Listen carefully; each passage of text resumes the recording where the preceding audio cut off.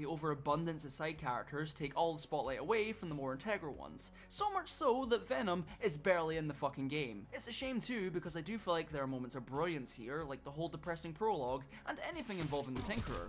What a man. But I can't even take any of that seriously, because holy shit, the voice acting. Where's Cage and his search party? Why are you the way that you are? Spider-Man here is voiced by Mike Vaughn, and I'm sure he's been great in other things. It's more than time. But what the fuck happened here? Rather than being witty, sarcastic, or god forbid it funny, Peter sounds so unbelievably whiny with all his lines and quips coming across as well. Painful. This is also made especially worse when you consider Spider-Man is the main character and you have to go through the entire game with him sounding like this. Hi, you're being evicted. This motherfucker don't miss. The problem isn't solely just how Spider-Man sounds either, because as a whole, the majority of the voice acting is on par with fucking EastEnders. I'm sorry. I had no idea you still felt like that. Really? Well, guess what? I do. I still love you.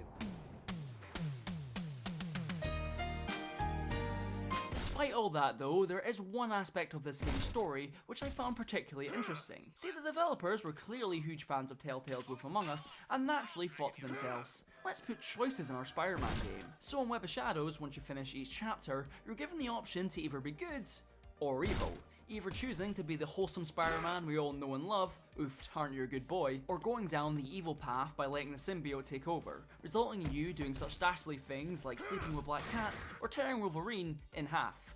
Although this is fully justified considering you tried to stab me because I forgot who made us pie that one time. There isn't really much more to these choices, like do bad thing, you get bad ending, do good thing, you get good ending.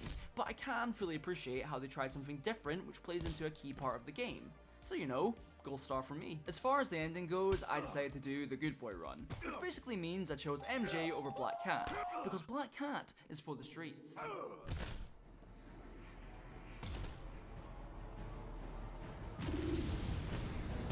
The game comes to a close with you setting off Tinkerer's bomb in the city, changing everyone back to normal, including yourself. However, there are still a few symbiotes left currently attacking the SHIELD helicarrier, so of course you have to go help, because these soldiers are fucking useless. You arrive at the ship ready to end this nightmare, but not before you face Venom one last time.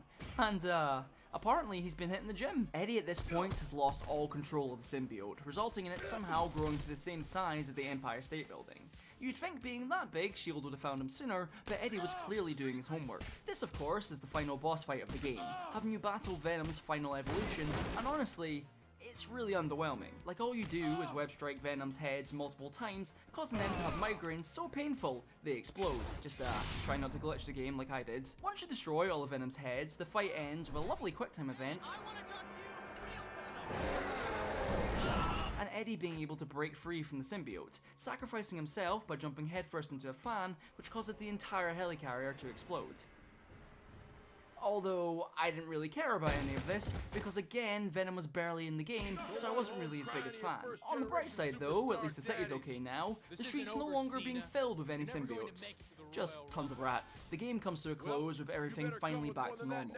Venom has his funeral, Tinkerer gets his big titty GF, and MJ and Peter swing off into the sunset as the credits roll, showing some beautiful concept art. Oh, and if you're wondering what happens if you pick the bad ending, you become the new king of the symbiotes and dump MJ for Black Cat.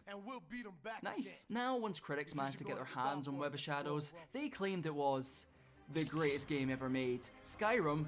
Who needs that when you have Web of Shadows? It got fantastic reviews, won Game of the Year, had endless sequels, and most importantly, it made Activision a fuck ton of money. Okay, maybe that's not exactly what happened. While I think everyone can agree the gameplay is where Web of Shadows shines, not everyone was so keen on the story or the voice acting. You would see that we were made for each other. Oh, God knows why. But besides the mediocre review scores, the worst thing about Web of Shadows was the fact nobody bought it.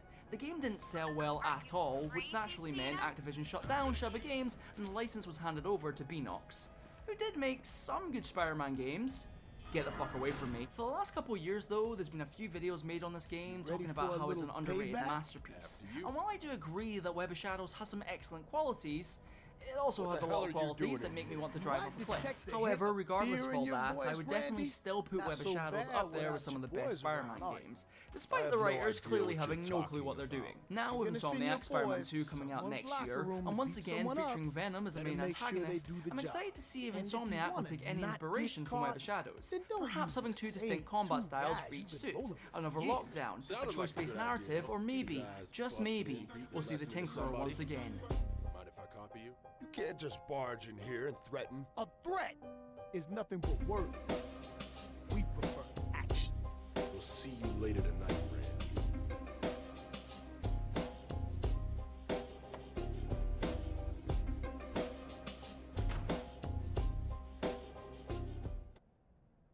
So it came to my attention that 2K20 is coming out pretty soon. I mean, given the consistency of my upload schedule, it may already be out by the time you're watching this.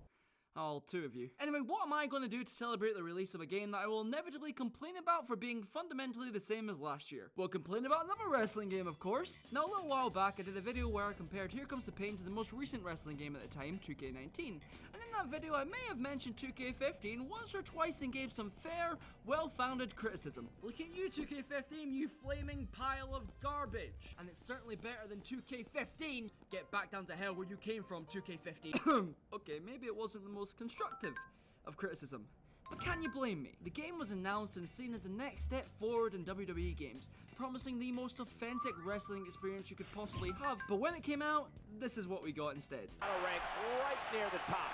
Does it not? Oh, without a doubt. The list of victories. The thing is, I remember the hype around this game. I remember seeing that first screenshot of John Cena with that chiseled, well-defined jawline. I remember being so ecstatic at the prospect of playing an actual career mode for the first time since 2008. So how, in the mother of God, could something so good in theory end up being such a disappointment? Well, that's what I'm going to find out today. Now, WWE 2K15 came out in October of 2014, and as you can see, has Big Match John as the cover superstar. And while I have nothing against Mr. Cena, wouldn't it have been better to put a fresh, up-and-coming WWE superstar on the cover? Like, oh, I don't know, Roman Reigns, maybe?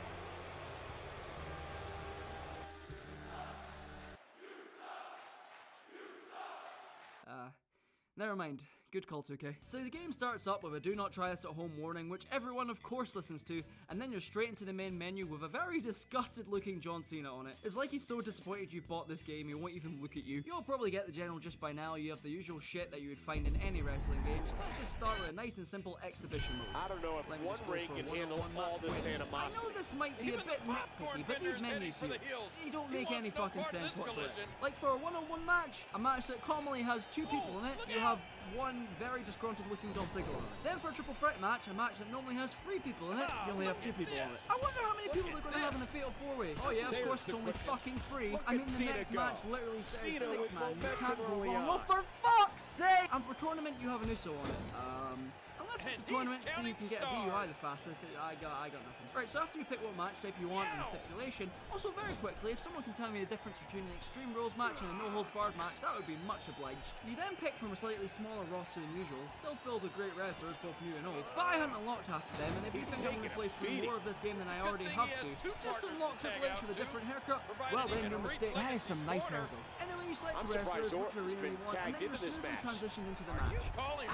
Fuck me, my eardrums are gone! A main focus of this game's marketing was based on 2 things. The career mode and the overhauled graphics, which is for a fucking good reason, because the game looks insane. From the majority of in-game models to the arenas and even the crowd, everything looks great and is a massive improvement from past games in the series. However, you may have heard me say the majority of models. And the reason I say that is because some either look slightly off like Sheamus here, or completely fucking horrifying like Summer Rae and her 7-foot wide mouth. Fucking don't you look at me like that, hen. Although for the most part, the visuals are very well done. The gameplay, however, well, that's a different story entirely. Now I'm going to be 100% honest. I remember absolutely hating the way this game played when I originally had it back in 2015. So I was prepared to rip this game a new arsehole, but when I sat down and played it, I made a shocking discovery. It's not actually that bad. Yeah, surprisingly enough, the gameplay is actually pretty decent and enjoyable. Much like the graphics, all the moves from the strikes to the grapples and finishers all look fantastic. The wrestlers all feel totally unique to play as, making every match you play feel completely different from the last. This game was also when the series started to focus more on delivering an almost simulation-like feel to it, trying to best capture the in-ring action you'll see on Raw or SmackDown. Having more realistic details like characters visibly getting more and more tired throughout the match, even going as far to completely collapse after hitting a big move, or having to crawl over to He make knows the his cover, opponent which is in my humble completely opinion adds a helpless to nice resist dramatic the wrinkle submission to the hold. gameplay, making you have to watch how much stamina you have at critical moments in any match. The gameplay has also been significantly slowed down from past installments, which is a welcome change from the breakneck speeds that used to be the norm. Although some strikes take what feels like an ice age to pull out. All the good stuff from the past games like catching finishers and oh my god moments are here too, but something I really appreciated when the game first came out is that the moves actually look like they hit, and some of the sells from wrestlers look Oh boy, I fucking think gruesome. the referee is out of it. With Holy a fuck, I've fiendish murdered a counter. midget! Safe to say I was surprised at how decently the With game a played. cover However, now. that doesn't mean the game And he still breaks doesn't up the have its pinfall. problems. The chain wrestling aspect, for one, is something that really began to bug me, as it happens at the start of practically every match. Like, I get chain wrestling is a massive part of wrestling, but not every match has to start with it, and nor does every wrestler do it. They got this right in future games, only having selected to do chain at the start of matches, but here it's still a bit stupid when you start the match off with a back suplex on the fucking apron, only to roll your opponent back into the ring and then do a chain sequence. It just doesn't really make that much sense. There's weird moments that happen a lot, like if you try to pick someone up off the ground, your character will have a tendency to just awkwardly stand there and stare at your opponent. Dives or moves from the top rope also have a problem with not being registered, meaning sometimes you'll blatantly hit your opponent and they'll just absolutely no-sell you. What the fuck is your neck made out of, bro? These are small issues and are quite easy to overlook. But what I can't overlook is the second you introduce weapons like tables and ladders, the game just shits itself You can and see breaks. the pain shoot Literally, through the the gameplay's fine for the superstar's most part, but it body seems weapons off tend that to bring an slam. abundance of glitches. From weapons taking on minds of their own, trying to escape the ring, to just causing game-breaking bullshit. Watch out here. Wait, mate, you counted free. Why is it still... What? I'm getting screwed here! What? Excuse me, but what the fuck just happened there? Based on that, you can probably tell ladder and tables matches are a bit of a pain in the ass to get through, into the back. especially tables matches that the Gameplay tables now collapse and clear so as much is day. brave on them, making it struggle to Target put and anyone through them destroy without the one of them back. falling over first. How? I've said it before and I'll say it again. If you make a game that's super realistic, it only Cena. makes it funnier when a glitch happens. Multi-man matches in general are a bit better than previous renditions, as the sit-down stamina system helped to make the matches a bit more dramatic and not go on 4 years too long. However, the targeting system is utter garbage, having you just focus on the person you're closest here's to. a So cover. you'll end up throwing a punch at the completely wrong person half the time, and it just makes things that much more tedious as you try to win the match by pinning someone, and then you'll end up pinning the completely wrong person and making them get up. From what I've seen, the more people and shit you add to these matches, the worse these issues become. Case in point, a Money in the Bank match. Right, as long as I stay on top of this ladder, I should be fine. Oh fuck, oh shit, oh, the biggest issue I have isn't really with the gameplay though.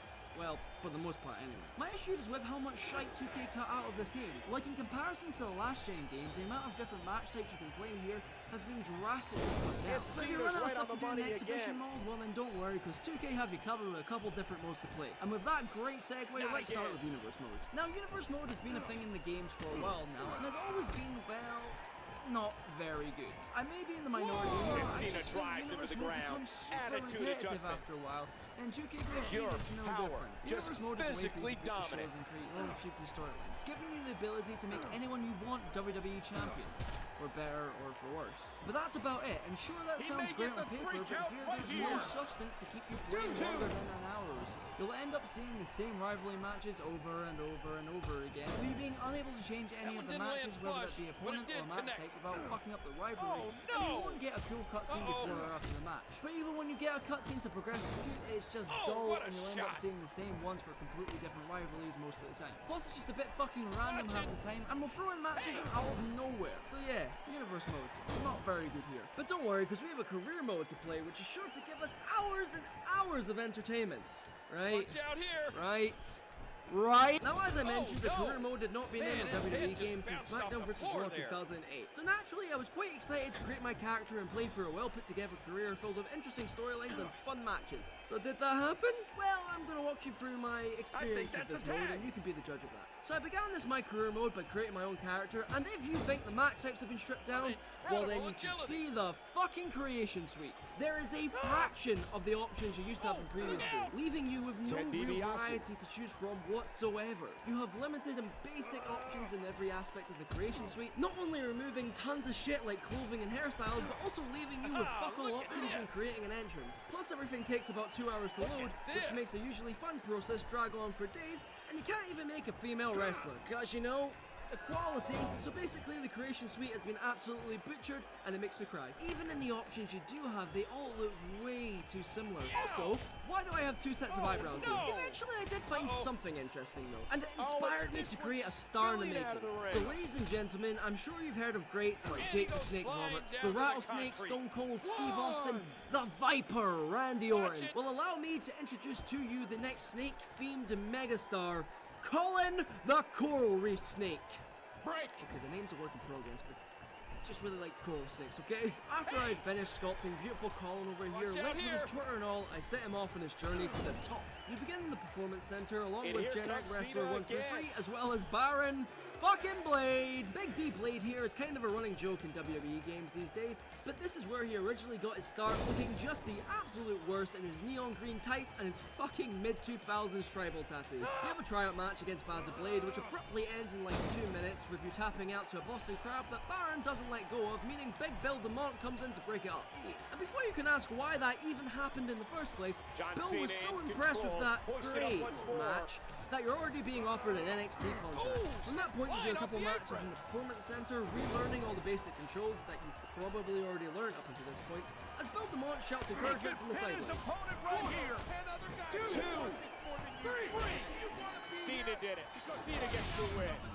Are you even listening to me? You think the WWE Universe wants to see that? Bill, you're lucky I can't come over there. Trust me, you want none of this, son. Eventually, I managed to get onto NXT and make my debut, which was followed by a cutscene that was really fucking loud! From there you play a couple of pointless filler matches with the random generic wrestlers you've seen at the start, as well as one of NXT's top stars apparently. I mean, I wonder who that could be. Oh, it's Bo Dallas. Oh, the years have not been kind to you, my friend. But while you're here, You can feel that. you end up getting a shot at the NXT title, which I won! So naturally I was expecting some celebratory cutscene or something to recap this glorious moment in Colin's career, but what did I get instead? A text message saying I have to defend my title 4 more times in a row.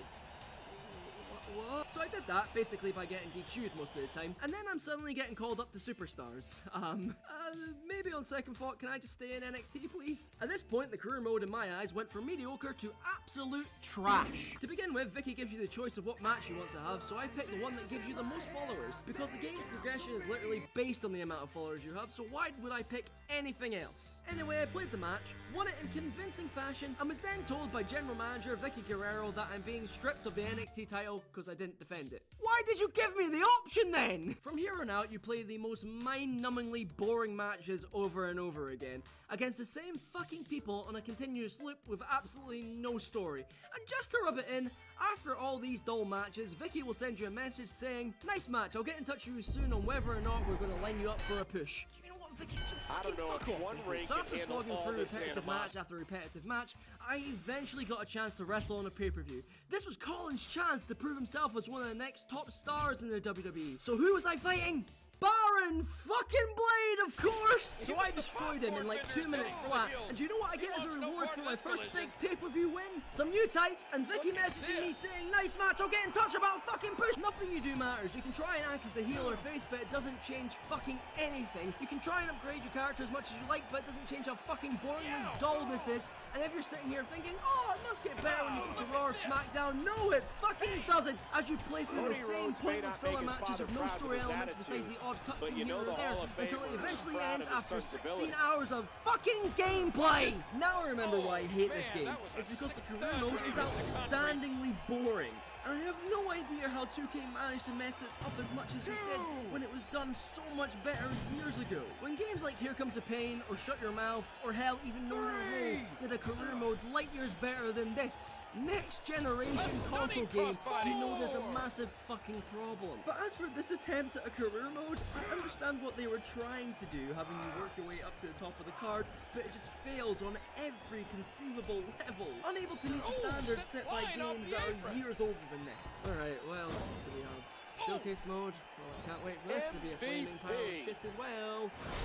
From a leader of a nation I'm the best because I have this and I earned it. to the voice of the voiceless. I hate this idea that you're the best because you're not. I'm the best. Oh wait a it's actually pretty good. Arguably, the saving grace of this game is Showcase Mode. Here you play through two pretty iconic rivalries that happened in WWE over the years, with one looking at the Triple H versus Shawn Michaels feud, and the other looking at John Cena versus CM Punk, which, you know, was kind of a weird choice given Punk's relationship with the WWE at the time. Hey, I'm a massive mark for CM Punk, so I'm not going to complain. Basically, you play through iconic matches and moments within each rivalry, like Shawn Michaels' return at SummerSlam 2002, where he took on Triple H in a brutal street fight, or the WWE Championship match between CM Punk and John Cena at Money in the Bank 2011. That seen Punk win the title and leave WWE, well, until he came back like 2 weeks later, and then he got powerbombed by 50-year-old Kevin Nash, which didn't go anywhere. Yeah, why did that happen again? I think the reason I like this mode so much is because it's not just the same match over and over again. You play as different characters to keep things fresh, and you have specific match objectives you can complete, which lead to cutscenes that accurately recreate big moments that happened in the match, which you'll sometimes need to do quick time events to see all the way through, which keeps you on your toes. Doing these objectives will also unlock new stuff, which adds a nice little incentive to do. The cutscenes here are super well done, and I just wish they were implemented more in career mode as well. But if we're just looking at them in terms of showcase mode, they are absolutely fantastic, along with really great commentary as well, which is a rarity for WWE games. Isn't that right, Jerry? My only nitpick with the presentation is, well, again, some of the models look a bit off, like CM Punk and his horrific smile here. Stop fucking looking at me like that! And Vince's face looking like he's wearing someone else's skin as a mask. After you finish each match, you'll be treated to some great cinematic hype packages, which generally gets me hyped to play the next match, and if you're getting me hyped to play this game, you deserve a round of applause. Undoubtedly, the showcase mode is the best aspect of this game, and is really fun to play. However, does this great showcase mode make up for the rest of this game? Well, after much thought and deliberation, I can safely say no, of course it doesn't. 2K15 is like having a kid that just barely passes his exam. You know he's trying and you're somewhat happy, but you can't help but feel disappointed. It seems like for every good aspect, there's just as many bad ones. Like, the game looks better than any wrestling game that came out up until that point, but bafflingly still has some downright creepy looking models. The gameplay is fun overall, but there's too many issues like bugs and glitches that make the game feel super rushed and unfinished. Showcase mode is actually great, but then you have the dull, unsatisfying, mind-numbingly repetitive mess that is my career mode. Not to mention the lack of match types and the absolute butchering of the beloved creation suite. Sure, the game certainly has some good qualities and it isn't as bad as I remember it being, and the potential this game had has shone through in future games, making them better and better as the years have gone on. But that still doesn't mean 2K15 is a good game. Try as John Cena might to convince you otherwise. I will tell you, I'm going 100% and I am never giving up to make sure this game, WWE 2K15, will be the absolute best game you have ever got your hands on, ever played, ever been addicted to. You won't be able to put it down. You fucking lied to me.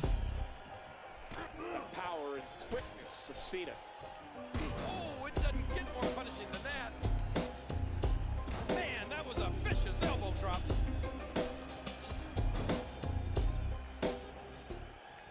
Okay, before this video starts, I just want to say, yes, I'm aware Bloodborne is a brutally excellent game which both kisses you softly and rips your eye sockets out.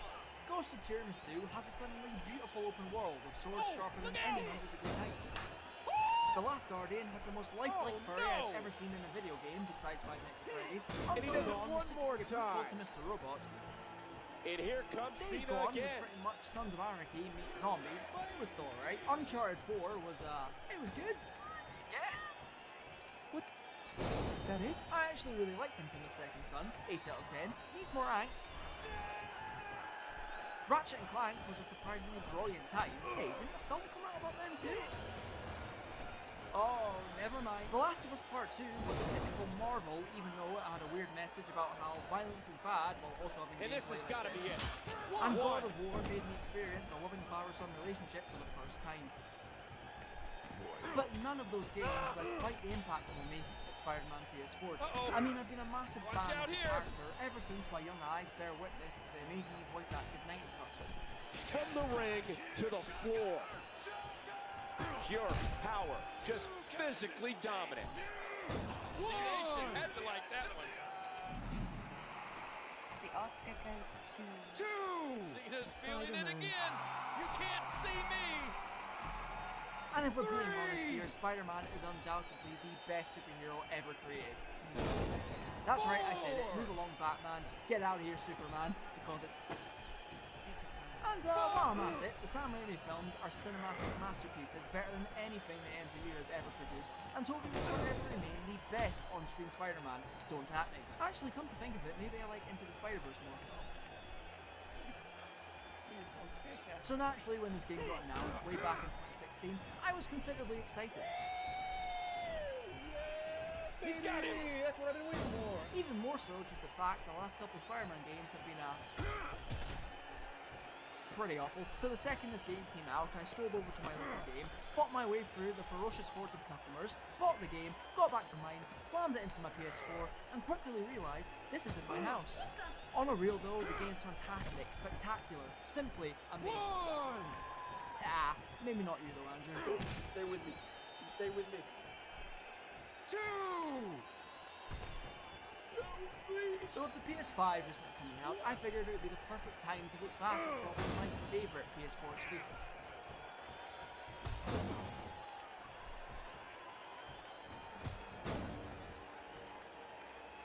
The thing is, the game knows how good it is, and straight off the bat, it slaps you in the face with one of the best openings I've ever seen in a video game. Oh, but what about Uncharted 2? And there they go again! I hear you cry. Well, yeah, those openings are great too, but in the wise words of Aunt May, lol, nah, this is better. The game opens with a slow panning shot of Peter's room, showing you everything you need to know about him. Photos of his friends and family, his passion for photography, his less than stellar financials, his commitment to being Spider-Man, Big time every villain impact, he's faced and up he until this crashes point, down to the and of course, outside. Uncle Ben. You see, the game makes the welcome decision to fast forward through all of Spidey's origin story and drop you in with a nicely 8-year seasoned Spider-Man, meaning you skip Uncle Ben getting wasted for the 32nd time. Anyway, Peter gets up and wait, hang on. Sir, I'm sure you're a very attractive man, but this is not the looking at it PS4 again. game, not the super shiny remaster. So, let's just move you along. As I was saying, Peter gets woken up by a police radio reporting that they're about to attempt a raid. He's going to feel that one for a while. Basically, what you I get. think that was as much personal as it was trying to earn the quick side victory. note: in the 90s cartoon, he becomes a kingpin all because he couldn't do a look pull-up at properly. this! Wow, this is so sad. Alexa, play Lamborghini. Submission locked in, and this might be it. Take down Mr. Whisk. So he He breaks it up. I don't know how much longer his partner could have lasted. All while neglecting to pay his rent. And from there, look well, out. the game just throws you straight into the ongoing chaos. What a Quickly zooming into collision! Fist towers, taking down dozens of henchmen as you learn the game's controls and different enemy types. Oh, Having no! RPGs casually fired at you. Eventually, Going all you the go way up. into Big Willie's office and confronting the Oh, reality. man, the and he's probably gonna get athleticism. arrested because he's only a level 1 recruit. That's how mafia works. Of course, Fisk isn't really up for his 24-hour challenge in prison, so he does the only logical thing and throws his desk at you. This fight kind of acts as a tutorial to how the more rotund Randy enemies work Orton, a later on. victim of his But I own still dirty enjoyed it, even though deeds. It can just be boiled down to dodging the shooting boulder, webbing him up, and giving him a good old bonk. Soon you both send Off the crashing through apron the and ceiling, down to plummeting the down floor. to the ground floor, all while you beat the ever-loving shit out of Fisk to end the fight and the first mission, all in under a brisk 15 minutes. So, should we kiss now? Fisk is then obviously taken Watch off out the prison, here. shouting about how we're all going to miss his shiny bald head. In 1 month, you wish you had me back. Yeah, okay, sure. He's taking a beating. It's a good thing he has two partners to tag maybe out we should to, give Willie a call. provided he can reach Legacy's Anyway, corner. the opening is one thing, but realistically in a game featuring big old radioactive sperm man, there's only really one thing you're looking for here. But unfortunately, no, they haven't included the pizza in the game. Orton with a fiendish counter. Is immeasurable. Watch it. Nah, but honestly, the web swing here, Cena just fantastic. 1 heartbeat quicker on that exchange. Yeah, that's all I've really got. Oh, I mean, no! there's nothing really more Man, I can his say head here. just The traversal bounced of this off the game is floor endless there. fun, making the most mundane things Great seem absurdly athleticism. enjoyable. Every swing from the top of legally distinct New York buildings to the bustling city streets below is Look at absolutely this. breathtaking. And with an open world this dense and beautiful, you'll almost never get bored. Like, just look at all the cool stuff you can do. Plus, you get some lovely orchestral music, which accompanies you as you soar through the city, making every swing feel, don't say it, don't say it, don't say it, don't say it, don't say it, don't say it, pretty epic. Oh, for fuck! But if you're not into the excellent web swinging, well, you could just take the subway, I guess. So I went ahead and I rewatched the movies, and holy shit, these do not hold up. I'm just saying, I think the same Keep your eye on Cena. aren't as good as you. The game also And there's includes more optional damage to the collectibles and abdomen. activities to do, like That catching has to make it pigeons, clearing out incredibly gang bases, difficult stopping to people from breathe. speeding, taking photos of famous landmarks, finding backpacks, I littered think around the he's city, through research playing stations, around. and of course, radio towers. Clearly been taking notes from Ubisoft, I see. And yes, a lot of this is just generic side content. But as I've said, knuckle because shuffle. the web swinging is so good, none of it really feels like a chore to do. Well, besides the time Yow. challenges. So close to perfection. The open And world again, feels so Cena alive going as you to the move from top rope. building to building with stuff constantly going on, from random crimes to some bros just chilling. In the ring. Here we go again. Not to mention, the game looks insane and is packed to the brim with so much detail that, quite frankly, I'm surprised my Attitude PS4 adjustment. hasn't spontaneously combusted yet. Exploring this game's open world only adds to They how got the fun tag. web swinging is, and I could spend hours simply swinging around He's the city, going to the listening top to rope. J. Jonah Jameson's lovely Watch podcast. it. Watch it. Police dogs, right? Now bear with me.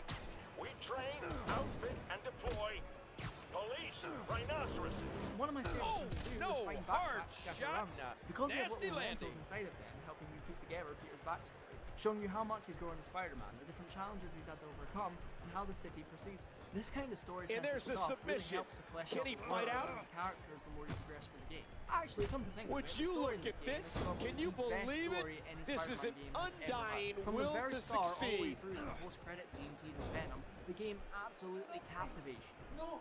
Ah, look at this. You get off me! No, no, no! Hey. It's funny, it's action-packed, it's tragic, it's heartfelt, it's got some real big stakes, and it's incredibly emotional. Seriously, that ending ruined Once me for again, a week. MVP backs into position. But honestly, it just feels like such an authentic Spider-Man story, and I think that all comes down to how well written and fleshed out the characters are. Yeah, good writing in a Spider-Man game. Who would have thought it? Not me. This game's portrayal of Spider-Man and Peter is arguably one of the best adaptations I've ever seen of the character, with an incredible voice performance from Yuri Lowenthal, who is also Matt Miller in Saints Row, which is nice, I guess.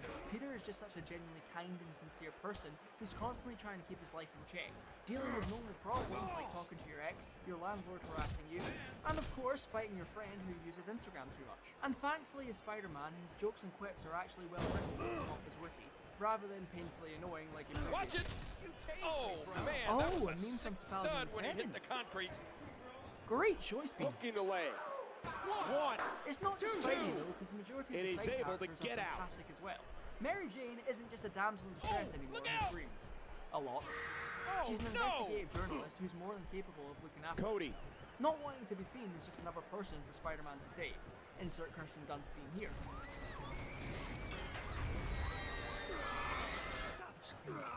This is the main reason they've been broken up for like 6 months at the start of the game, because Peter can't seem to realise MJ doesn't need round-the-clock protection. In fact, the one time he does actively try to save her, it massively backfires.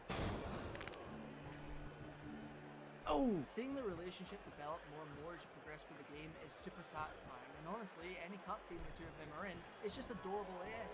See? I said AF instead of the bad word, Susan. Now get your hands away from my money. Miles Morales is also introduced in the game when he starts volunteering at Feast, a homeless shelter Peter and Aunt May help out at. He does this to, you know, get over his dad going boom. And much like MJ, I really like this. Sure, he doesn't have a big impact on the overall story, but seeing him go from a massive Spider-Man fanboy to learning here is nice to see play out.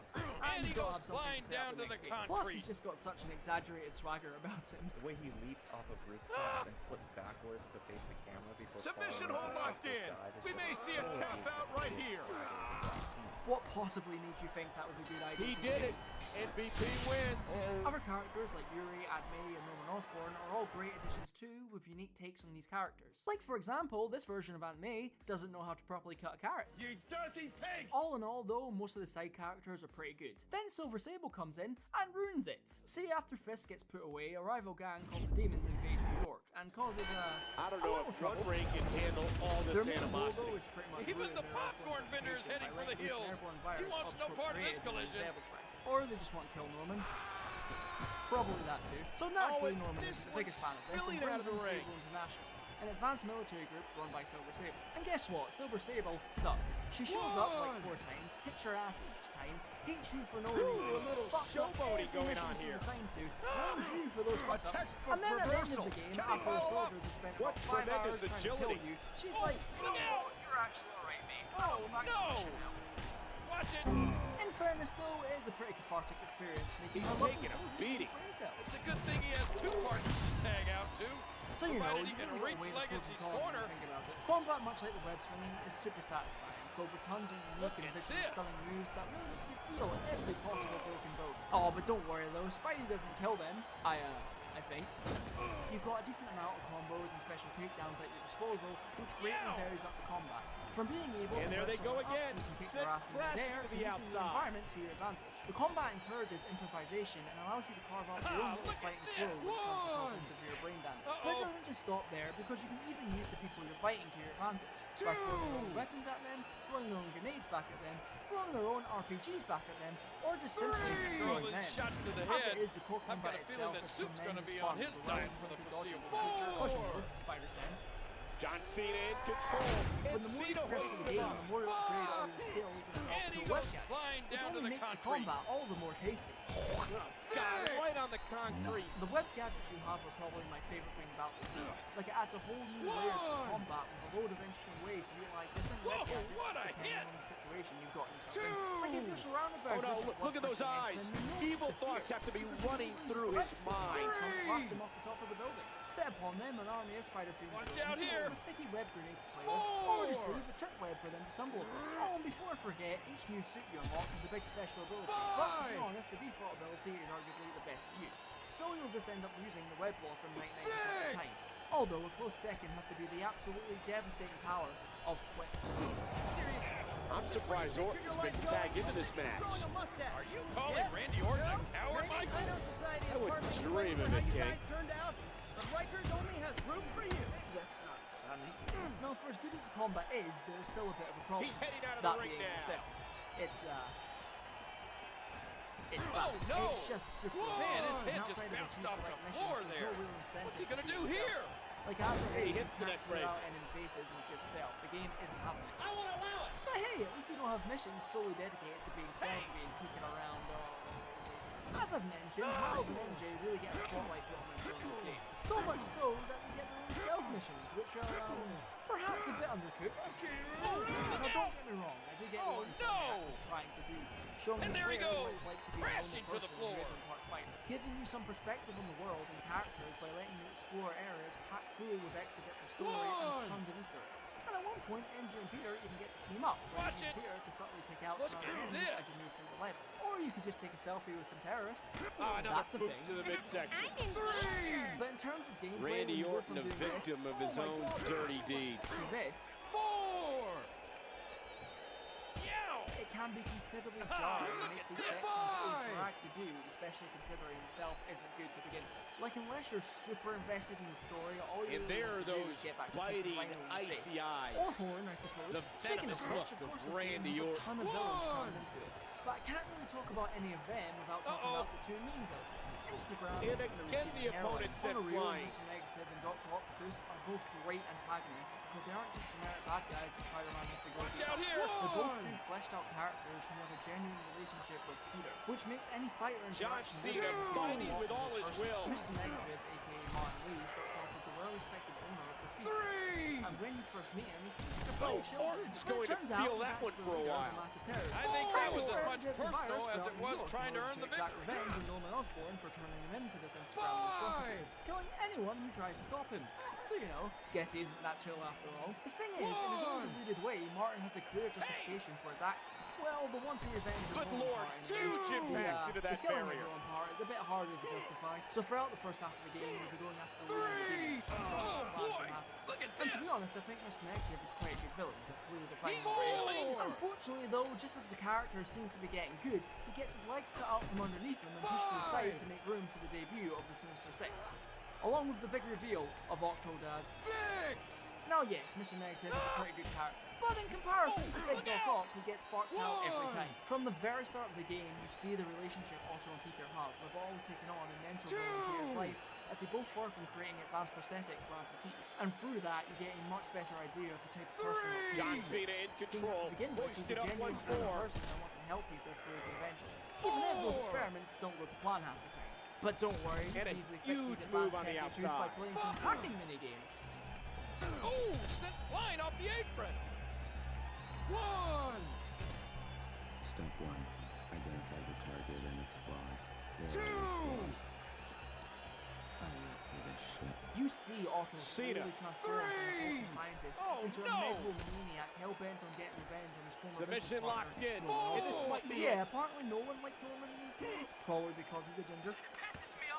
Would you look at this? Can you believe it? This is an undying will to succeed. Seeing Otto go through this transformation right in front of us, force, knowing you can't my do anything to God. stop it, it's pretty heartbreaking actually. But that's the point. And he We all tags know out. he's going to turn evil, and the game doesn't hide from that. Instead, what it does do is make Otto Wow, an insanely look at that sympathetic great character. flexibility. So by the time he does go full Octopus mode, we don't want to see it Watch happen. it. And once he does go full on Megamind, he fucks everything up. He releases all of Spider-Man's worst enemies Look from at prison, this. manipulates them all into doing his bidding. And remember that big old virus? Well, so does Doc Ock, and he releases it into the city, causing a city-wide pandemic. When did this game come out again? Oh, look at this. Ahead of the time, I see. And he sends him The only flying thing I to really the have a problem with outside. here is how the rest of the Sinister Six is used. Like, they're established as old villains, and to be fair, they do get a little bit of backstory through recordings you find in Otto's hideout. My issue is that for as quickly as they show up, they're just as easily taken care of. Like, you don't really get to see much of them outside of the boss fights. In fairness though, there is a lot going on in this game, so I can see why less important characters like Electro were kept to a minimum. I mean, did you see what happened last time Electro was a more integral part to the story? Watch out here. What a counter. Feeling a strong 0 to a light 1 on this one. Oh yeah, this game has boss fights as well. They're alright. Sure. Okay, to be more Cena specific, looking for you can keep the something boss fights big. into 2 sections. Ball! The ones Land before the flush, Sinister but Six it did arrive, connect. and the ones after. And the ones before aren't that good. Don't get me wrong, they aren't terrible, but they're all super simple and full of pretty basic formula. Oh, which no! really doesn't There he offer goes much of a again! challenge. Overall, making the beginning fights feel pretty lackluster. Like, all you do here is jump around the train for a little bit. I mean, come on, I could easily do that in real life. Cena. However, when the Sinister Six come into play, the boss fights become significantly better. Sure, they still follow the basic formula as before, but the two fights with Bolt, Electro, and Rhino and Scorpion are highly enjoyable to play, and actually quite challenging because, well, there's 2 of them now. But I feel that only adds to the Another chaotic fun broadcast of table setting up gets these fights. dismantled. Plus, you can trick Rhino into spearing Scorpion, which is just lovely to see. Watch it. Then the final 2 fights with Mr. Negative and Doc Ock are, in simple terms, fucking fantastic. Both fights feel like these big climatic battles for both characters with some hefty emotional stakes thrown in for good measure. With Mr. Negative, he actually has 2 fights in this game. The first one, as we've discussed, is shit. The second one is good. Here you initially go one-on-one with Lee, then over the course of the fight he gets more and more powerful, eventually spawning in his own army of Negative's own zombies. And then he transforms into a massive demon, like he's a fucking Dark Souls boss. But this continually makes the fight more interesting to play than the gameplay, so here's a cheeky gold star for me. Then the final fight with Doc Ock is probably my favourite fight in the entire game, and he solely crashes based on down the to the emotional weight outside. going into it. The actual gameplay here is still super This fun. one and could trying end in his a best to count-out. avoid the numerous bits of debris and trash all throws at you, along with his terrifying tentacles. Don't worry though, I've watched a tutorial on how to handle them. But the thing I like the most here is how incredibly cinematic it all is. Everything you've been doing in the game. Would you led look up at to the this point, and I've bravado never been shown more by invested in DiBiase? the big final A fight grazing shot since there. Spider-Man 2. Ah, look at this. Brilliant but lazy. I'm gonna put some dirt in your eye. Everything depends on you beating Otto and getting that cure, with the dialogue, setting, and music only helping to add to how monumental this all feels. And Eventually, again to you the defeat arm. Otto and send him The crashing arm down may the side of the very building. well You be grab the cure, worthless which at is this somehow point. not broken, That and make wouldn't the surprise hard me decision to one walk away bit. from Otto, someone Peter looked up to. Meaning Otto ends up in prison, which to be Cena's fair, got he him. seems to take pretty well. Uh-oh.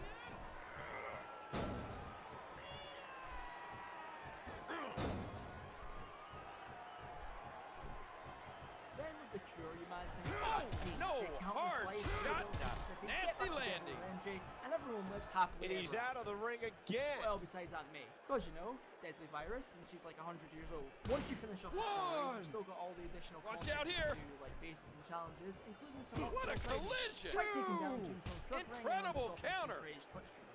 Playing And, mind games. That's about it. Yeah. So, A at the little end of the intimidation entire there. Game, do I still think this is one Oh of my the best gosh, look at PS4 that. exclusives? Well, I was going to say yes, but then I remembered NAC 1 and 2 exist. He's spending more time outside the ring than in it. Truly, this is next generation gaming. On a serious DiBiase's note, like as a someone rabid who dog grew up right adoring now. Spider-Man, Just this game is tenacious. such a love letter to the character, and you can tell how much passion went into crafting this game. Sure, it definitely has a few downsides, like how they haven't adapted Japanese Spider-Man, but let's not ignore all of that, because this is easily Just one trying of to the best goad his superhero games opponent I into have making ever a mistake played. And with here. how well the latest Miles Morales game is being received, I genuinely can't wait for the sequel. But wait, breaking news. I can't believe I'm hearing this, but we actually have exclusive footage of Spider-Man 2. But what are we waiting for? Let's roll it. Man, that was a sick thud when he hit the concrete. Oh man, what impact from that suplex. Is Wow, Ted this DiBiase truly too does confident make me here, feel King? like Spider-Man. I don't think so. Ted's focused, and that's what he needs.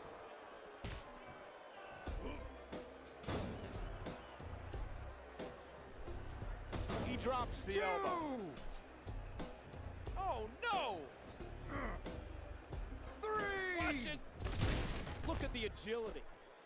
We're breaking man. into Sony. Someone's gonna be picking splinters out of their backside tonight. Now where could it possibly be? And again, No, the that's not mind it. games. Come on, it's gotta be here. Aha, this is all I need to. And where do you think you're going with that, sir? Nowhere, Mr. Sony. I was just, hey, look over there. Moments away from a count out. Well, that is very nice, but you still. Shit.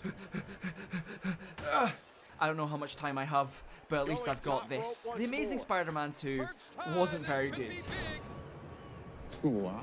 I feel like Mark Webb probably had a good idea of what he wanted the film to be about, but then Sony put a gun to his head, trashed his ideas, demanded there be more villains, and shockingly we ended up with a movie that makes about as much sense as your drunk uncle. I'll show you a good time. They painted Jamie Foxx blue, gave Harry Osborn 2 bad trims, devoted way too much time to Peter's dead parents, gave Rhino this tattoo, and worst of all, everything was Sony branded. Even Spider-Man. Naturally that meant the movie was plagued with horrible reviews from fans and critics alike, ranging from 4 out of 10, disappointed, truly, 3 out of 10, what is this, Twilight, 2 out of 10, a waste of good weed, and 1 out of 10. Please make it stop. Due to this negative reception, Sony decided to put their spin-off movies on ice, and mercifully put an end to the Amazing Spider-Man franchise, begrudgingly giving Spider-Man back to the mouse. But what if I told you there was something much worse than the Amazing Spider-Man 2? Say hello to the game. TASM 2 the game was announced in April 2014 with a trailer that looks infinitely better than the real thing. I will be seeing you in court, Beanox. Now at this point, the first Amazing Spider-Man game wasn't bad, but it wasn't too memorable either. Like by far the best thing about it was how the game wasn't just another movie tie-in to throw on top of the pile. It crafted its own story set after the events of the film, with Oscorp creating more cross-species which obviously escape. Oh no, how will I buy my son a giant scorpion now? With that being said, I figured Beanox would make this game in a similar format, having a story that followed on from the second film. Maybe we finally get to see that fight between Rhino and Spider-Man. Maybe we'll get a new villain we haven't seen before. Or perhaps we see Peter going on a date, then being haunted by the ghost of Gwen. So naturally Beanox decided the best way to start this game was to show Uncle Ben getting capped again. Once again, clumsily reminds you that Uncle Ben is indeed still dead. We see that Peter is again on the hunt for his uncle's killer, using a tattoo on his wrist to identify him. You quickly complete the usual Spider-Man to-do list, i.e. swinging around and causing mild concussions while doing your best to interrogate these lovely criminals. Through doing this, you find out there's an ongoing gang war in New York, caused by the Russians. Anyway, no time to think about that right now, because we've got to go save Stan Lee from a house fire. Probably fell asleep with the microwave on again. After you save Stan and make sure he's okay by visiting his comic shop, what the fuck am I reading right now? By some act of divine intervention, or more accurately, because the plot needed it, you suddenly find your uncle's killer. Hey, what's that? Stop! He steals a car trying to get away from you, but luckily this man never passed a driving test, and next thing you know, he's crashed the car. You inspect the area, ready to finally confront the man responsible for making you cry, only to find he's been murdered by a mysterious killer, known only as CK. I wonder what that could possibly stand for. You run back home and have a little chat with Aunt May, or whoever this woman is supposed to be, until there's a breaking news report about Oscorp yet again being under attack. Please invest in better security. You swing over there, escort these lovely gentlemen from the premises, meet Jamie Foxx, We about to talk about going bald. and have a quick boss fight with a shocker. D-tier, do better. This attack, unsurprisingly, makes Harry Osborn very angry, so he joins forces with Wilson Fisk, and together they bring in a new task force to, patrol the city. I feel like this is also a great time to mention that the task force plays directly into the open world, where they make your life a fucking nightmare. But first, Ad time. Your hairline. Is it thinning? Take that hat off, sir. Oh my god. Sir, how did this happen to you? Please can you help me? I went to sleep with a full head of hair last night, and now it's gone missing. Don't end up like this, man. Get Keeps. Keeps is an online subscription-based service that will keep your hair from running away. See, 2 out of 3 men will suffer from some form of hair loss by the time they're 35. But with Keeps, you don't have to worry about that. Come on!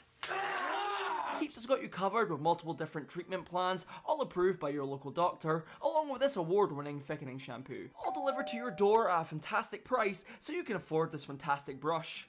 Wow. But don't just take my word for it, take a look at some of these stunning before and afters. Truly inspiring. And as a man with a clapped hairline myself, I can definitely give Keeps the seal of approval. Make your hairline stronger by getting 50% off your first order by going to keeps.com/AlexWebb or using the link in the description. And together, we'll find your missing hairline. The open world itself is, weird. I don't know if one ring can handle all this animosity. It somehow looks even worse than the previous game, with the sun blinding you half the time, and feels just about as lifeless. Although it doesn't help when the game models look like this. I'm sure you can immediately tell who this is. However, it does score some points for the Venom musical. There is also a ton of side activities you can do here, such as, again, taking photos of various things like police laptops. And you touch yourself. You can also be up unsuspecting bad guys, become a fireman, disarm bombs, collect the finest comic books, and infiltrate Russian bases, which unlock some gorgeous new suits. Plus, when you complete some of these activities, you get a cute news report talking about how great you are. Wait. Oh no. And that's all there is to see here. Just listen to this happy customer. Watch out here! So one thing I might have neglected to tell you is that you kinda have to do these side activities, because if you don't, you become the most wanted man in New York. See, if you decide to ignore helping the city, probably opting to play Fortnite or something instead, this little bar will start to fill up, labeling you a menace. With the more it fills, the more likely you are to have the entire New York police force sent after you. This, as you can tell, makes getting around the open world a fucking painful experience, because if you continue to ignore people in need, the higher your menace level will grow, and the police will probably call in the fucking military to take you down. You can counteract this by doing good deeds, but much like my granddad, the police force will just forget about this 5 minutes later. Usually the best part about any open world Spider-Man game is simply being able to swing around the place, but here I can't even turn around the corner without being fucking swatted. Genuinely, who thought this was a good idea? Just give me a name, all I want to do is talk, I swear. Now obviously, you have various methods of travelling around the place, like you can take the bus, the subway, or even slingshot yourself straight into someone's living room. Admittedly, the web swinging here is a vast improvement from the previous game, making me feel nauseous. Plus the camera isn't shoved up Spider-Man's ass this time, 5 stars, but the swinging now lacks any real sense or momentum, and somehow feels kinda slow. Maybe taking the subway is a better option actually. To be fair though, at least Peter has this cool parkour poster. As far as the combat goes, it's basically spamming the square button until either your enemies break or your fingers do. Punch, dodge, fire sticky man fluids. The combat isn't anything we haven't seen before and feels especially repetitive here, even with the multiple different upgrades. Pretty much it's just Batman in the Spider-Man mask again, just this time shit. The combat is also ridiculously easy regardless of the difficulty, because Spider-Man is a fucking black belt with these fights being on par with a Fall Guy versus Agent 47. I mean, there's only so much enjoyment I can get from continuously punching Electro in the head, although, in all honesty, I don't quite understand how this works. The man is made of pure electricity, surely he could just escape into my Wi-Fi router. The boss fights aren't particularly great either, because they are just as mind-numbingly repetitive. However, I'd be lying if I said I didn't have fun grinding Harry's face into the side of a building. Almost every boss just follows the exact same formula as the last game, with step 1 being dodge, step 2 being punch, and step 3 being repeat until you want the sweet embrace of death. Kingpin is a perfect example of this, because all you do is make fun of his weight until he gets angry enough to run straight at you, only for you to dodge at the very last second and send him charging headfirst into a wall. Then he's primed for the taking. Damn, girl, what you saying? What you saying, huh? Oh, out of nowhere! Yeah, that's what I'm talking about. The fight even ends awkwardly, where Fish just falls back into his gaming chair and looks like he desperately needs his inhaler. Sure, there are some slightly better bosses sprinkled in here, but that doesn't make up for the rest of them being creatively shit. Honestly, I think the best part about these fights is the weird conversations you'll have with these characters afterwards. Take my advice and go back to Russia. There's actually a lot of these conversations throughout the game where you can sort of decide what to say to different characters, which to be fair gives some further insight into these specific characters and what's going on in their heads. But other than that, this feels like a weird, taped-on, last-minute addition that realistically doesn't add much to the game besides being able to speak to Wilson Fisk while he sounds drunk. These aren't choice-based conversations we've seen in games like The Walking Dead or Mass Effect. What a collision! But instead, Peter just checking off a list of questions he has. I mean, I would love for my dialogue choices to actually affect the game in meaningful ways, but as it stands, all you do is just spend 5 minutes staring into Harry Osborn's lifeless eyes. Speaking of which, you can probably tell there's a lot of characters features here, the likes of Kraven the Hunter showing up to promote his new movie, Kingpin looking like a melted McFlurry, and Black Cat.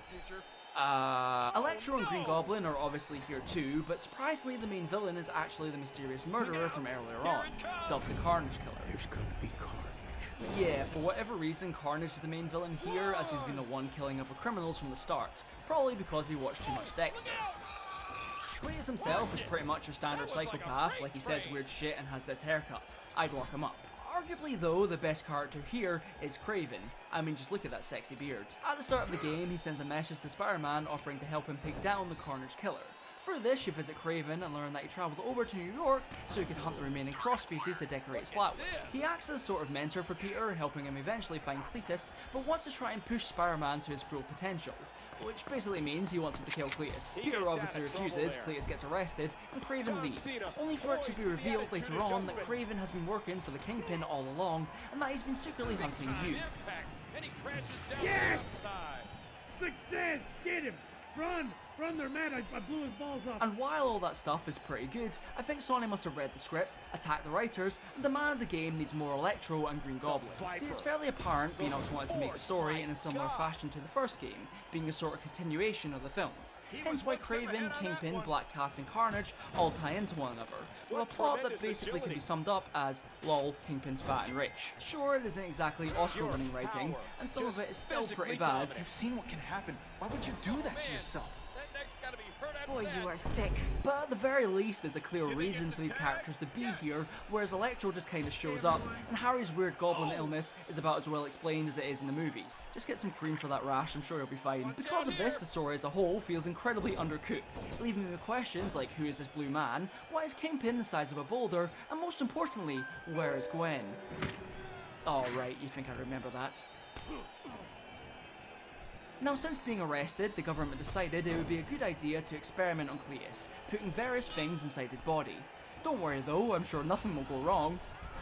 Oh no, how could this possibly have happened? These experiments transformed Cletus into Carnage, which I'm sure was a desired result, so I'm going to call this a success. Well done, boys. This leads into the end of the game once you put Kingpin on a Weight Watchers diet and subscribe Harry a new barber. You see that the prison is in some slight trouble and swing over to check out what's going on, where you have to fight through tons of these infected prisoners. You make your way through the prison until eventually you confront Cletus and he uppercuts you into orbit. You have a talk about the meaning of life, he fully transforms into Carnage, and you beat him in another terrible boss fight.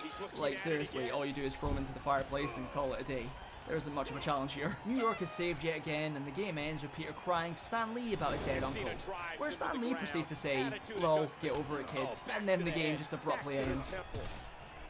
Nice. Honestly, when it comes to The Amazing Spider-Man 2, I don't know what to say really. It's received this reputation as being the worst Spider-Man game ever made, and after playing it, I can definitely see why. The game looks atrocious, especially some of these character models. What a shot!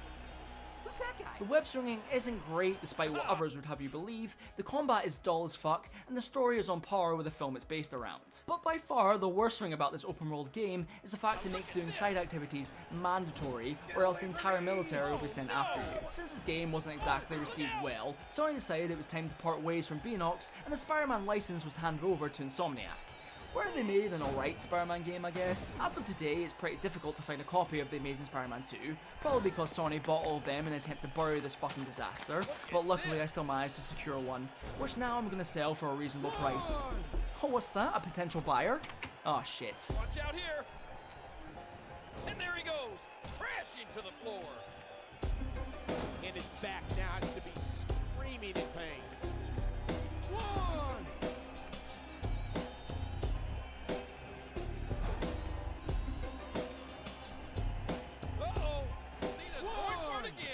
So picture this. You're relaxing one day, watching Spider-Man 3, having the time of your life. You start to wonder when Spider-Man 4 will be coming out, and then suddenly, Sony bursts into your room, slaps you across the face, whips out The Amazing Spider-Man 2, slots it into your DVD player, and forces you to watch it. Sound familiar? Well, that's exactly what happened in 2012. Now, the Amazing Spider-Man movies have always been strange to me. I'm coming after you. They're not inherently awful movies, but rather the very definition of a mixed bag, because on one hand you have Andrew Garfield, and on the other you have Payne. Garfield is undoubtedly a fantastic actor with a hairline that would make most bald men cry, and he clearly loves the character. I needed Spidey in my life when I was a kid, and he gave me hope. But he's trapped in these weird films that were only created to keep the Spider-Man license, because Sony would rather jump off a building than give it back to Marvel. Anyway, there's two of these lovely films, with the first one being about the giant lizard man attacking New York, trying to turn everyone into lizards, because, and the second one being about Jamie Foxx getting dental work done by some electric eels. Now currently, it's pretty well regarded that both these movies aren't great, but the one saving grace they have is the incredibly sexy Andrew Garfield as Spider-Man. Besides that though, the first one was okay. I'm not the werewolf. Despite the costume resembling basketball. Like, Andrew's great, there's some really poignant moments, and of course, a great romance. But overall, it wasn't anything special, and then the sequel broke into my house, cancelled my Netflix subscription, stole my wife, and pepper sprayed me. Okay, that might be a slight exaggeration, but there's no way you can tell me TASM 2 was good. Luckily though, I'm not here to talk about the films, I'm here to talk about the games. Now typically, movie tie-in games are about as good as your mum's cooking, with only a few notable exceptions like Wolverine Origins, Enter the Matrix, Spider-Man 2, and B-Movie.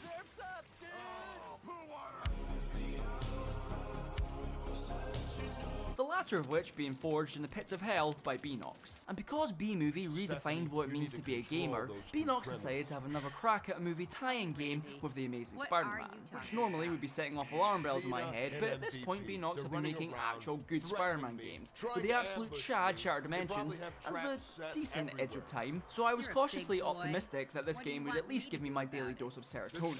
But then I found out the game was going to be open world, and my synapses fired up. For the first time in like 4 years, you're able to freely swing around a beautiful New York City and interact with all those lovely New Yorkers, meaning this game could potentially be the next Spider-Man 2. So you can imagine my excitement when I bought this game, and my disappointment when I actually played it. So the game begins with you sneaking into Oscorp, stealing the world's most top secret files from the CEO, Nathan Drake, discovering that he's turning these wholesome animals into furries. How could you be so cruel, Mr. Drake? Subway, we're winners each. Okay, some of that might be a lie. The thing is, while most movie tie-in games focus on recreating the events of the film in a more streamlined fashion, Beanox must have read the script to Amazing Spider-Man, hated it, and decided to just write their own sequel as the game picks up right after the film. The lizard is in prison because he forgot to pay for his PlayStation Plus, Gwen's dad is still dead, and Oscorp are continuing Kurt Connor's cross-species research, creating these absolute abominations of nature. What actually happens at the start is Gwen Stacy, or whoever this woman is, can I see your ID please, subtly sneaks Peter into Oscorp so they can both investigate what's actually going on. Shockingly, you somehow manage to get into this highly guarded secret facility and coincidentally meet the new Oscorp CEO, Alistair Smythe, voiced by Nolan North. I should probably go home and never do this again. And instead of, you know, instantly kicking you out, Smythe just gives you a tour of this highly secret lab showing off all his beautiful pets. Now obviously after finding out Oscorp is still creating these monsters, Gwen asks Smythe why exactly this is still going on. And like the absolute Giga Chad Alistair is, he's just like, funny. Another little fun fact is that these creatures are infested with all kinds of nasty viruses, which means if they somehow manage to escape, it could cause a city-wide pandemic. Which of course we don't want to happen. Don't worry though, I'm sure it's pretty much impossible for one of these guys to break out. Let's just put some flex tape on that. So all the cross species obviously escape because Peter has literal bricks in his head, not realizing that because he's 50% spider, it's triggering the other cross species to behave more aggressively. This is the part where I get stung by a scorpion. Anyway, one of them takes a bite out of Gwen and you swing her to safety, putting her and the rest of the staff under quarantine, promising that you'll come back with a vaccine. Is anyone else getting deja vu? You leave Oscorp and with few options left, decide that your best plan is to go and get the lizard out of prison so he can help create a cure. However, instead of explaining any of this to the prison guards, Spidey just tries to break Kurt Connors out, which causes a full-on prison riot because naturally the security guards attempt to apprehend you with one of them trying to use a taser, resulting in the whole security system getting destroyed. This is your fault, you gotta help me! I have to help you? You tased me, bro!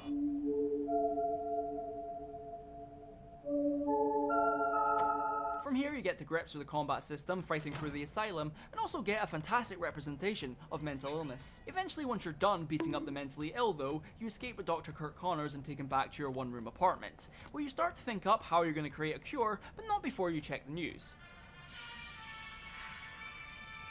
Oh, and before you do any of this, you fight a giant mech. At least it's not Uncle Ben dying again. Now at this point, you've probably started to realise that there's a severe lack of Andrew Garfield here. Or any of the original cast for that matter. See, the other Spider-Man tie-ins always featured the original cast voicing their own characters, which made those games feel a lot more authentic, almost like you were actually playing parts of the movie. Despite the fact you obviously weren't. A car just hit that girl. She needs to go to the hospital. The pain. Make it stop. However, here, instead of shoving Andrew into a sound studio, Spidey is voiced by Sam Riegel. And after a quick Google search, I've realised he's been in a lot of things, but most notably, he voiced Donatello, the Ninja Turtle. Unfortunately, while I don't think Sam's acting is bad at all, it isn't particularly great either. When you gotta fight for me! You gotta fight! He can come across as incredibly overdramatic, to the point where I can't take a lot of the more serious cutscenes seriously. Like, the animations themselves feel so stiff and robotic, which paired with Riegel's hyper-dramatic anime acting, creates these fractured scenes, where the voice and animations don't match up at all. In fairness, I think Riegel is doing his best with the material he's been given, which, trust me, isn't great. You didn't try to kiss me, did you? I wanted to, but you were drooling, so. Like, a lot of Spider-Man's dialogue just assaults you with really forced references to things like Facebook. I'm going. Just don't expect a friend request anytime soon. The metaverse is about money. I mean, to be fair, this game did come out in 2012, the dark age of comedy. Yeah. Although I will say that while this game isn't exactly Oscar-nominated stuff, the voice acting is still nowhere near as bad as Web of Shadows. Where's Cage and his search party? Calm down! The civilian volunteers! Speaking of Web of Shadows, that game was open world. So is this one, meaning you can have fantastic interactions, like this. Why, hello there.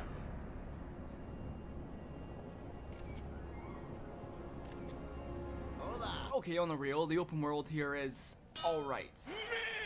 Like, it definitely isn't perfect and can feel a little lifeless at times, but overall it isn't awful to look at, and there's a variety of things to do, like taking photos of your adoring fans, gorgeous billboards, Norman's fresh drip, or even Gwen getting her neck snapped. Truly, this game was ahead of its time. I think what I like the most here though is that the city changes the more the pandemic gets worse, with people starting to wear masks as well as just breaking down, and you having to transport sick people to medical centres. Or, alternatively, you can just do what I did and start taking photos of them. You also get a chance to see how people in the city react to the ongoing chaos by scrolling through their tweets on the loading screens. With these updates starting out pretty harmless, with my man talking about his sick new beats and a love story on par with Super Seducer, to them gradually becoming more panicked, with things like poor Mike going missing and people thinking the world's about to end. I have goosebumps, people. However, I see no updates about people fighting over toilet paper or suggesting that drinking bleach will cure the virus. 2 out of 10, unrealistic. As for the other stuff you can do while swinging around New York, you can act as a neighborhood watch, stopping muggings and car theft,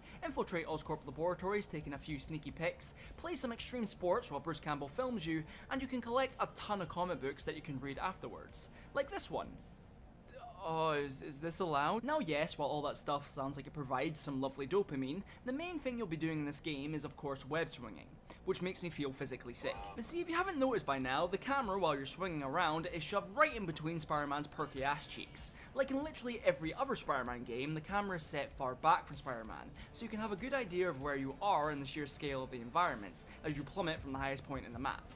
However, here it's so horrendously close that it feels restrictive and claustrophobic, almost like you're swinging in a cardboard box. I get that this was done to make the game feel more cinematic, but fuck me, the motion sickness I get from playing this isn't worth it. Like, if I wanted to be easily disorientated, I would just play Spider-Man VR. Other than that, the web swinging feels very similar to Beanox's previous Spider-Man games. In fact, it just feels like it's ripped straight from those games and inserted into this one. But the problem is, while that simple style of swinging worked in those more linear level-based games, it doesn't work in an open world. Like, what am I swinging off of here? Did the sky open up so I could swing off God himself? They did add something new into the game though, that being Web Rush, a mechanic which slows down gameplay. This allows you to precisely aim where Spider-Man can shoot his webs over long distances, practically making it so you can just put the controller down and let the game play itself. Xbox, record that. What was I talking about again?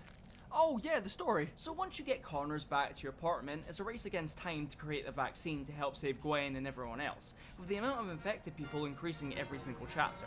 But in saying that, the game never actually feels like a race against time because you spend a large portion of your time fucking around in the open world playing basketball. Anyway, the plan here is to A, make a cure, and B, get rid of all the cross species roaming around New York.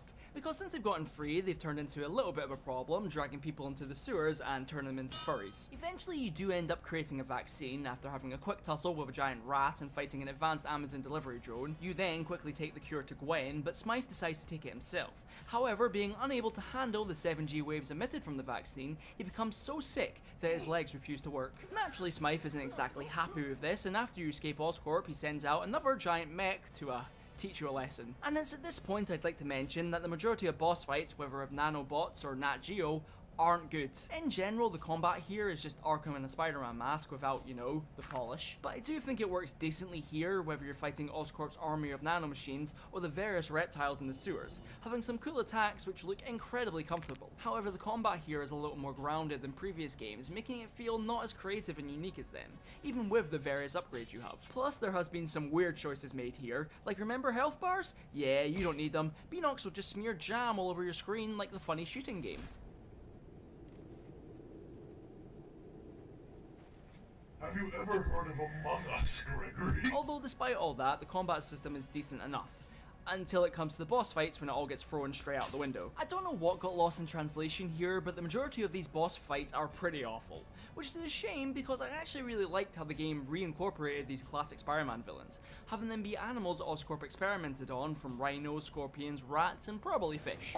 Fighting these things though is just, well, boring, because most fights can be broken down to Punch Bad Man, Dodge Bad Man, and Quick Time Bad Man. Rhino is by far the most egregious example of this. He's the first one you randomly encounter in a car park, and you'd probably expect this fight to be you dodging flying cars while you wait for a chance to clap him. But nope, you stand in front of a SWAT van, he runs into it, gives himself a mild concussion, punch punch punch, repeat 5 times, and congratulations, you're a zookeeper now. He doesn't even stay in the same spot after you beat him, he just fucking disappears when you're not looking. The big Metal Gear fights are a little better I suppose, based on the sheer scale of them, but besides that there isn't anything memorable here other than the quick time events. I'm going to die! Actually, come to think of it, the only fight I actively enjoyed was with the Spider Slayers, because it utilises the open world as you try your best to return them to Amazon HQ.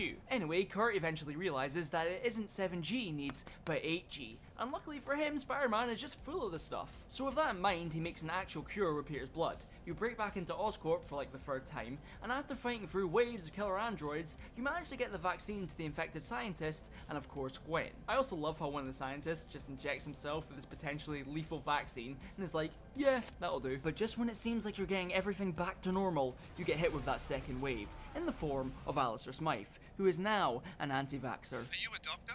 No, not at all. He kidnaps Connors and uses him to lure you into a trap, informing you that he doesn't need your vaccine and instead has made his own, but with nanomachines. He uses it on you, which goes about as well as you'd expect, and you wake up to find out you no longer have any superpowers. This does actually lead into a pretty unique level where you have to try and escape from Smythe but without any of your powers, trying to avoid all the death bots roaming around the place to varying degrees of success. What the fuck is happening? After some trial and error, you leave Smythe's lab and make your way outside to see New York isn't exactly in the better conditions right now. Connors quickly gives you a call and tells you that he's went underground to keep making more of the antidote, so you head back into the sewers and make your way to Connors' lab, reuniting with not Emma Stone. Now at this point I think it's pretty safe to say that everything seems a little fucked. Smythe is destroying the city, Peter has no powers, and now Connors decides it's a good idea to turn himself back into the lizard to try and save everyone, because that went so well last time. Peter then fucking dies, but thankfully gets resuscitated by Gwen. Clearly she's been playing a lot of Surgeon Simulator. Oh no! The electric shock from the defibrillators also destroys some of the nanobots that Smythe injected into him, giving Peter the big brain idea to electrocute himself. This leads into the end of the game where Peter gets a lift to Smythe's airbase, electrocutes himself, gets his powers back, and helps Lizard take down Smythe in another pretty underwhelming boss fight. But what's that? The Lizard turns evil again?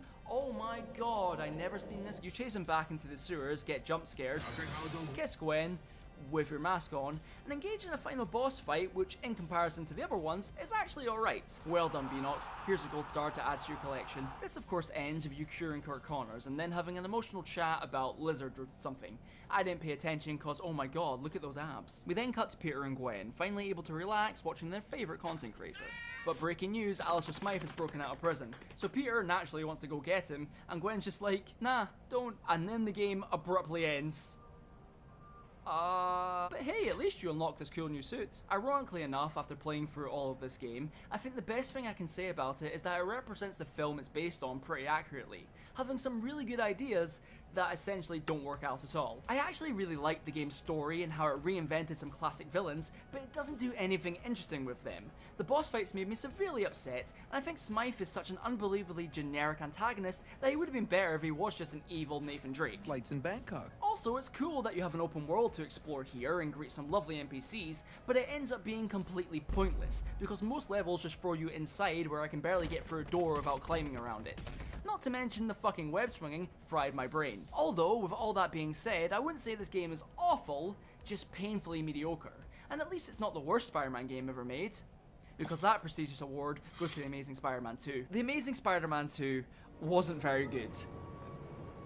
Wow. I feel like Mark Webb probably had a good idea of what he wanted the film to be about, but then Sony put a gun to his head, trashed his ideas, demanded there be more villains, and shockingly we ended up with a movie that makes about as much sense as your drunk uncle. I'll show you a good time. They painted Jamie Foxx blue, gave Harry Osborn 2 bad trims, devoted way too much time to Peter's dead parents, gave Rhino this tattoo, and worst of all, everything was Sony branded.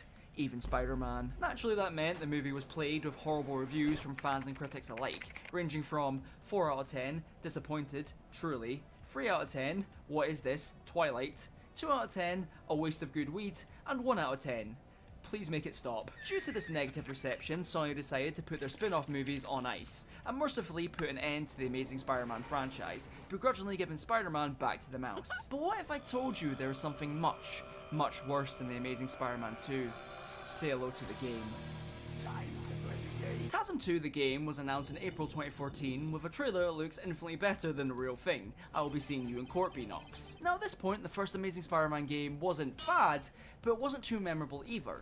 Like by far the best thing about it was how the game wasn't just another movie tie-in to throw on top of the pile. It crafted its own story set after the events of the film, with Oscorp creating more cross-species which obviously escape. Oh no, how will I buy my son a giant scorpion now? With that being said, I figured Beanox would make this game in a similar format, having a story that followed on from the second film. Maybe we finally get to see that fight between Rhino and Spider-Man. Maybe we'll get a new villain we haven't seen before. Or perhaps we see Peter going on a date, then being haunted by the ghost of Gwen. So naturally Beanox decided the best way to start this game was to show Uncle Ben getting capped again. Once the game clumsily reminds you that Uncle Ben is indeed still dead, we see that Peter is again on the hunt for his uncle's killer, using a tattoo on his wrist to identify him. You quickly complete the usual Spider-Man to-do list, i.e. swinging around and causing mild concussions while doing your best to interrogate these lovely criminals. Through doing this, you find out there's an ongoing gang war in New York caused by the Russians. Anyway, no time to think about that right now because we've got to go save Stan Lee from a house fire. Probably fell asleep with the microwave on again. I don't have time After to you talk. save Just pick your opponent tonight from the list of superstars without scheduled matches. I'll look at the menu. Sure. Hello? Yes, I understand.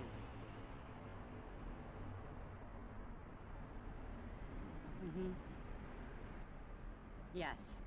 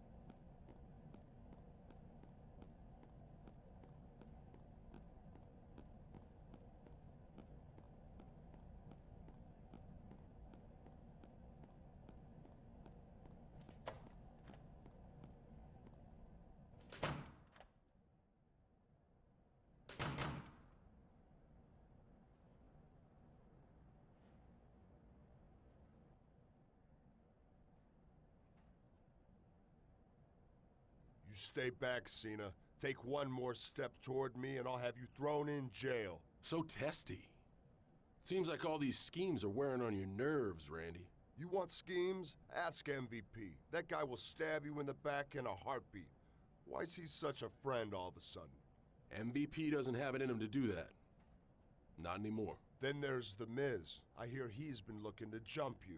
See, what you're doing right now is deflecting. Besides, The Miz, I ain't worried about him. I've beaten him more times than I can count. If you say so, Cena.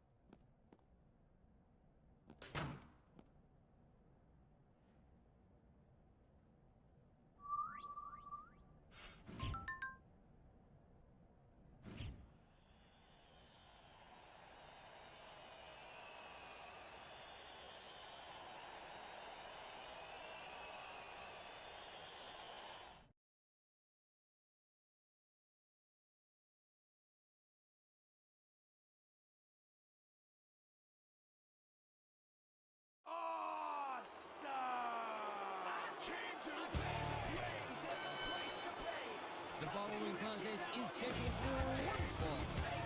Introducing first, from Cleveland, Ohio, weighing 231 pounds, The Miz.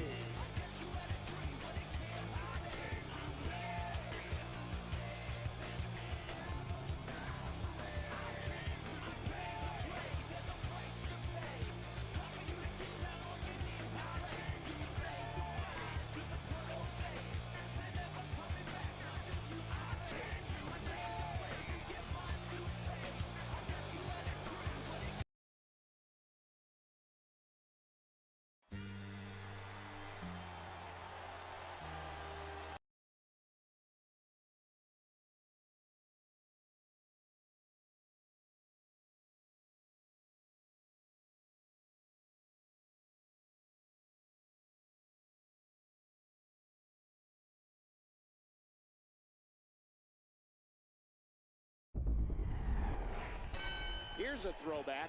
John Cena taking on The Miz. I remember back when Miz claimed to beat Cena about 6 times in a row just because he made challenges that Cena didn't answer. Well, he's answering tonight.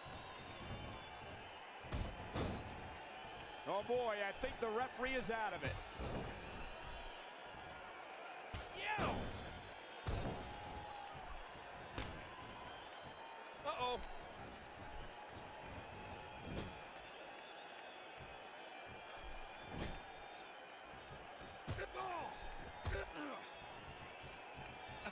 Look at this. And again, Cena going to the top rope. What's he gonna do here? Cena is certainly looking toward the Rumble, but he's looking focused in there tonight. When you have Orton after you, it pays to sleep with one eye open. And Miz is crafty. He can make Cena pay if he gets distracted. He's got evil intentions. The Miz is reeling now. Cena's riding the crowd's energy, Michael. He knows how to finish off opponents. Going top rope once more. Oh gosh, careful, careful. He's still not through. Look at this.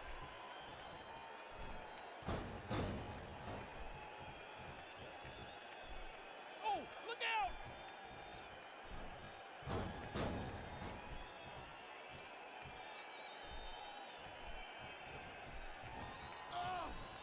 High knee. A grazing shot there.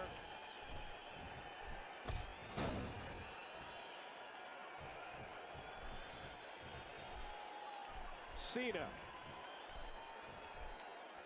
Ah! Nowhere to go. Center of the ring. The ref begins the count, but he continues to apply the pressure.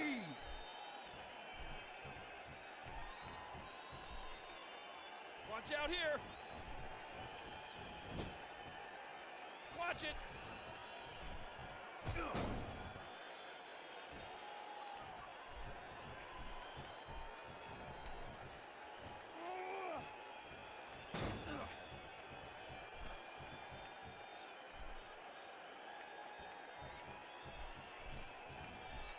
Cena.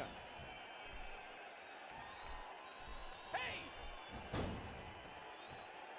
Oh my gosh! He might make his opponent tap right here!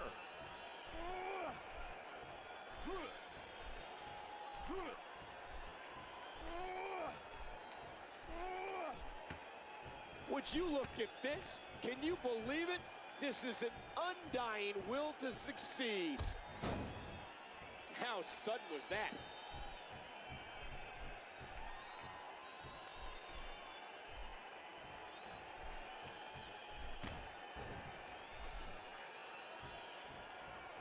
Oh no!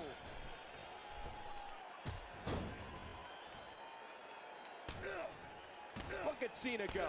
Cena with momentum early on. Whoa, what a hit! John Cena in control, and Cena hoists him up.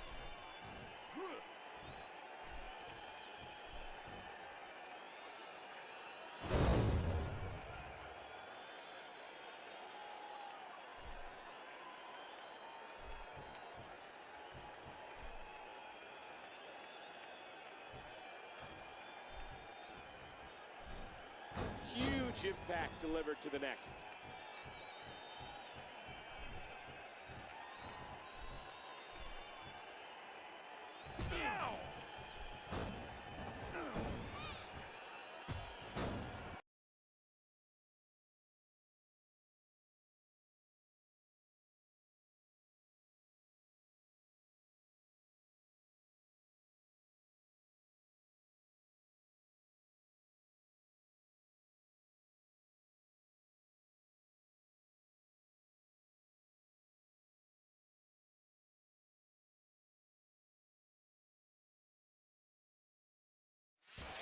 Wow, look at that great flexibility.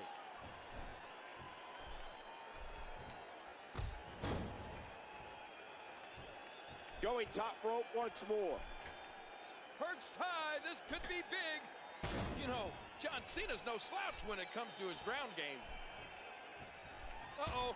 You can see the pain shoot through the superstar's body off that slam. Ah, look at this.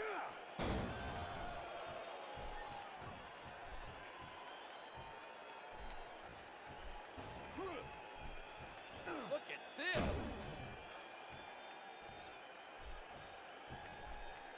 Here we go again.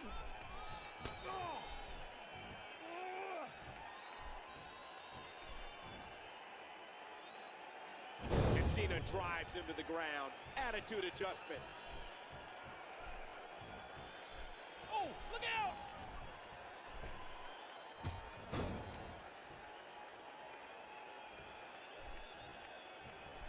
Cena.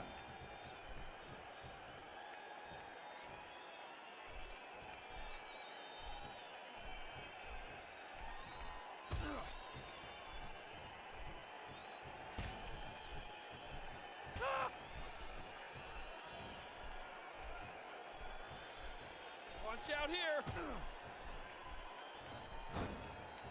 Watch it. Hey! Oh, no! The C-Nation had to like that one.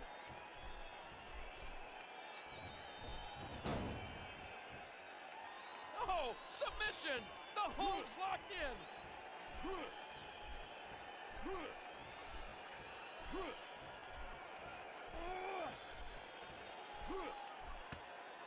Refusing to give in there. What sheer determination. Great athleticism. And again, Cena going to the top rope. What's he gonna do here? That one didn't land flush, but it did connect. Just trying to goad his opponent into making a mistake here.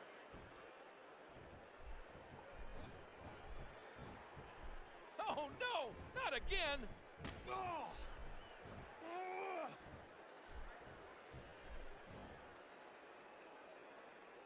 And Cena slams his opponent to the ground.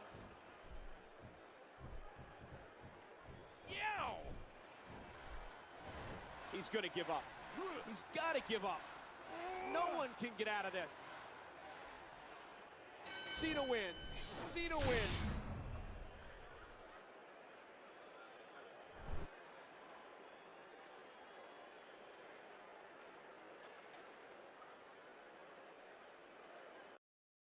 Cena turned back to Miz, but this was no walk in the park for the #1 contender. Miz put up a good fight, but Cena...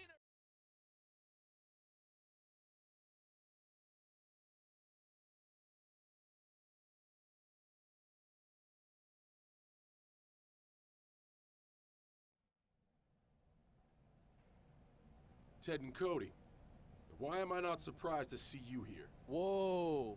Put the safety on, loose cannon. We're not here to fight. Yeah, there's no need to get violent. We're just here to let you know that there's been a change of plans. Not as far as I know. The plan is, was, and will be this.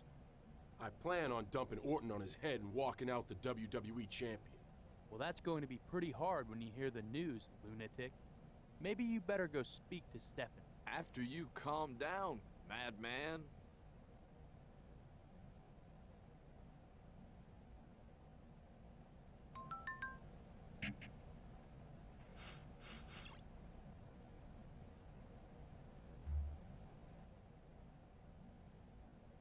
The Royal Rumble has finally arrived here in our nation's capital.